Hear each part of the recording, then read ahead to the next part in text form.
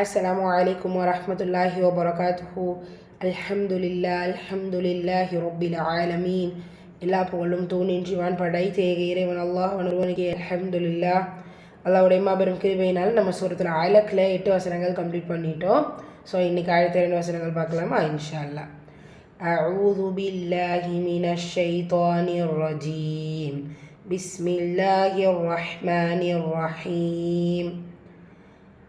أرأيت الذي ينهى أرأيت الذي ينهى أرى ரா ஃபத்ஹா பெற்று வந்திருக்கு, வல்லினமாக ஓதணும். أرأيت ஐத அல்லதி எல்லாம் ஷத்தா அழுத்தம் கொடுத்து ஓதணும். இந்த இடத்துல ஷம்சியாங்கிறதுனால இங்கேருந்து இங்கே நம்ம சேர்த்து ஓதணும்.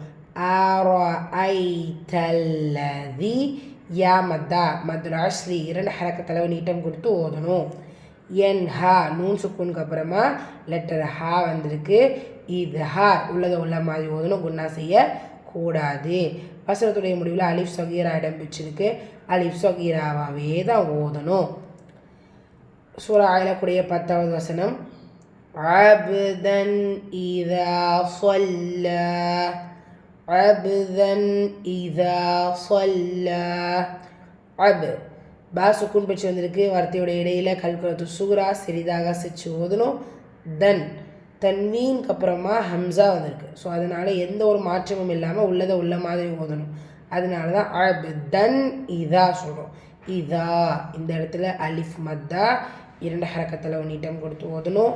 சொல்லா ஸ்வாத் வல்லின எழுத்து, அதற்கான உச்சரிப்பு கொடுக்கணும். லாம்ல ஷதா இருக்க அழுத்தம் கொடுக்கணும். அலிஃப் சொகீராவில் கம்ப்ளீட் ஆகிறதுனால நம்ம அலிஃப் சொகீராவே அதை கம்ப்ளீட் பண்ணிடுவோம்.